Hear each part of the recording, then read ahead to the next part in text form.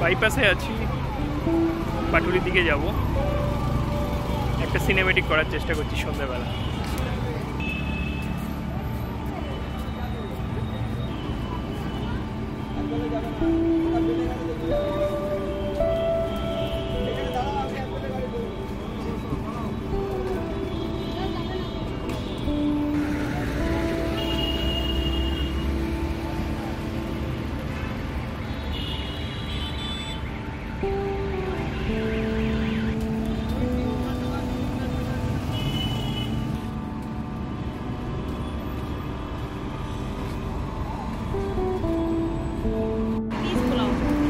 Peaceful হবে।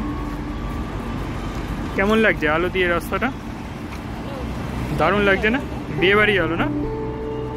দুর্দান্ত। এখানে সবসময় এরকম মোটামুটি সাজানো থাকে এই ক্লাবে। এবার একটা রাস্তায় যাব, রাস্তাটা ভারী অদ্ভুত লাগে আমার। এবং দেখো রাস্তাটাকে দেখো, সবে সবে সন্ধে হয়েছে, এখন বাইপাসের চিত্রটাও দেখো সন্ধেবেলা।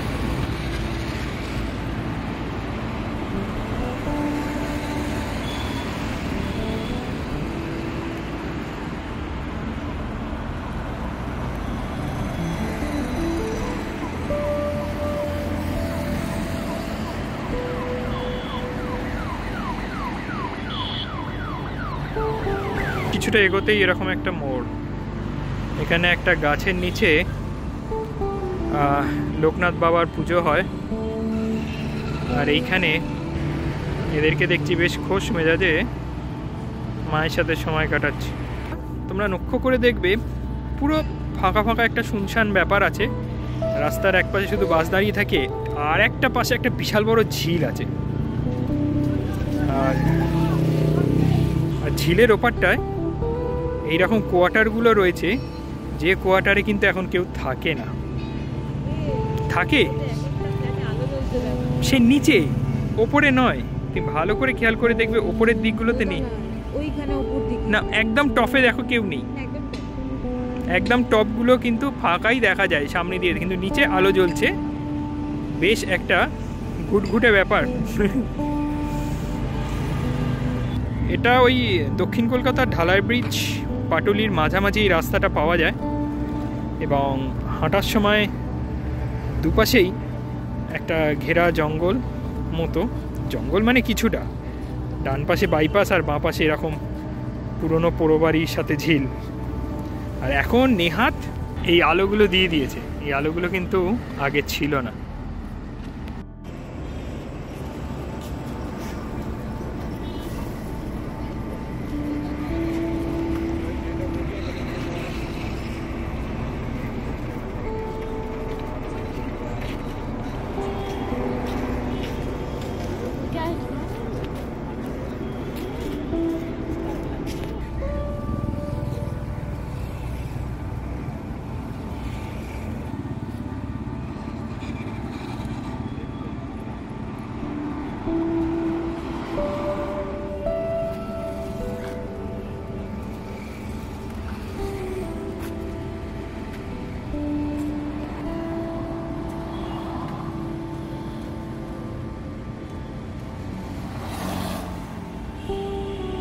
এইখানের এই খেজুর গাছটা দেখো কিরকম ভূতের মতো দাঁড়িয়ে থাকে। এই রাস্তাটা একটাই আছে। আর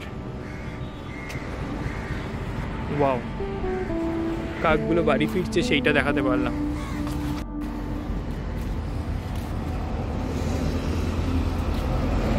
দেখতে পাচ্ছ পিছনের রাস্তাটা, যত দূর তাকাবে তত দূরই ফাঁকা।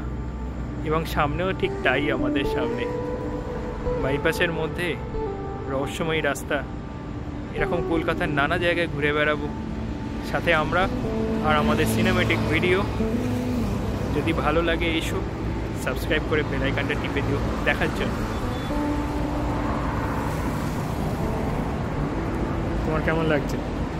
দারুণ।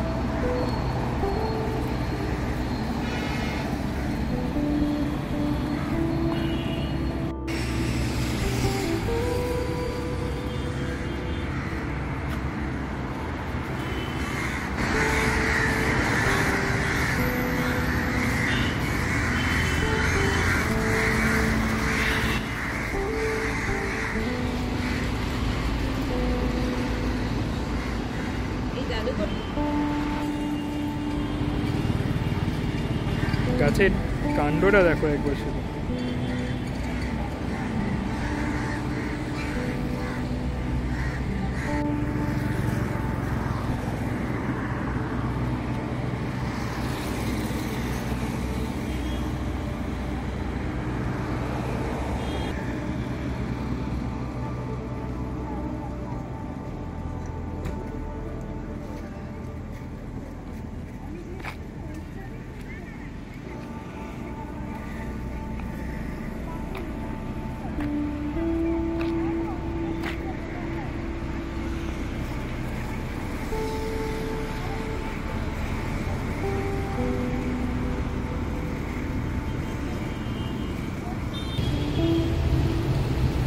দেখতে পাচ্ছ রাস্তাটা কত দূর দেখা যাচ্ছে, আমরা কথা বলছি আর পাশ দিয়ে মানুষজন বেরিয়ে যাচ্ছে।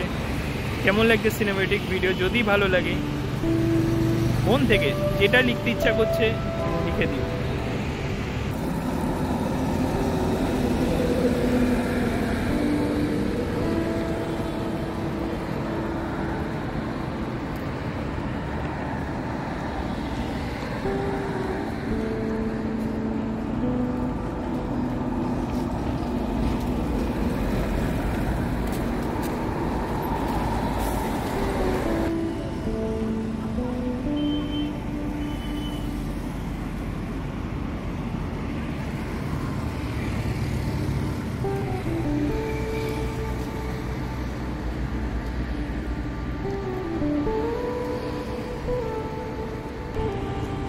এই সেই নৌকাগুলো ফ্লোটিং মার্কেটে, এখানেই আগে সব বাজার বসতো, এখন সব একে একে উঠে গেছে।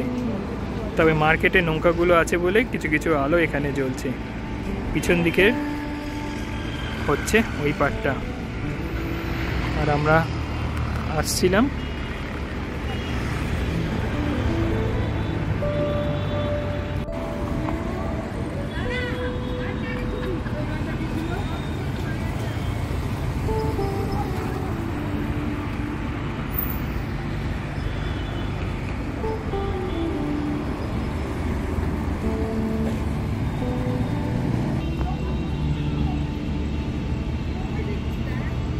এখনো এখানে একটা দুটো দোকান খোলা আছে এরকম।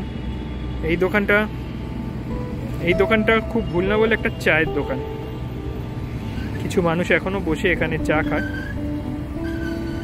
বলছি এই পর্যন্ত কাঠগুলো ঠিক আছে, ব্রিজটা ঠিক আছে, এই পর্যন্ত আসে, এরপর থেকে অবস্থা খুব খারাপ, এরপরে ওরা যাচ্ছে। এরপর হাঁটতে হাঁটতে চলে এলাম পাটুলির মোড়। এবার আমরা বাঁদিকে যাবো ঠিকই, কিন্তু কিছু খাবে বসে, কোথাও বসে কিছু খাবে। তাহলে কি আমরা ফুটপাথের দিকে যাব? ফুটপাথ ওই পাটটা বলছো? ওই পাটটা দেখতে পাচ্ছ পাটুলি সাইডটা, এই দিকটা আজ আমরা যাচ্ছি না, আমরা অন্য দিকটা দেখালাম তোমাদের। এই দিকটা ভিড়, আর আমরা এখন ধীরে ধীরে আমরা এই পাটটা এগিয়ে যাব সামনের দিকে।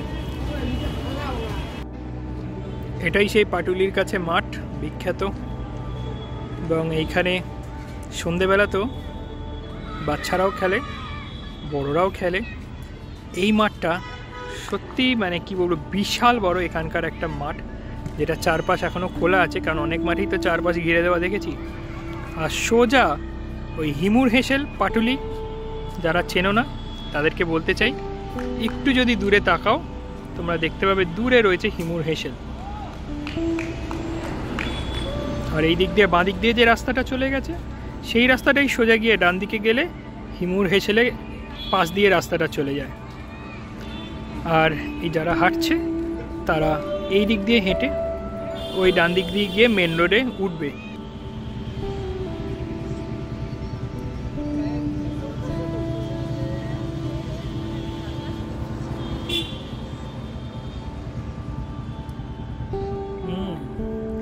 অজন্তা সার্কাসই আমার মনে হচ্ছে এটা।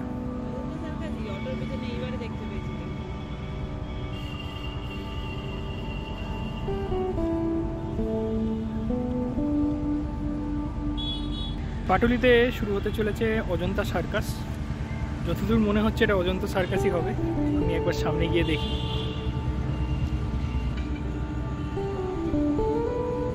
100 টাকা তো টিকিট, এটা বলছে।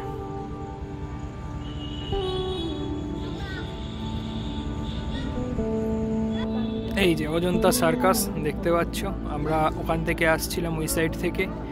এটা পাটুলির অজন্তা সার্কাস, এবং এইটা হচ্ছে সামনের গেট, ওয়েলকাম লেখা রয়েছে। এই হচ্ছে গেটের ভিতর থেকে দেখতে পাচ্ছ, ভিতরে কাজ চলছে। এই দিকটাও এই যে সার্কাস, এদিকটা লেখা। এইদিকে অনেকটা রয়েছে, আর ওইদিকে সব টেন্ট করে রয়েছে, সব খাওয়া দাওয়া করছে, এবং এইদিকে তৈরি হচ্ছে।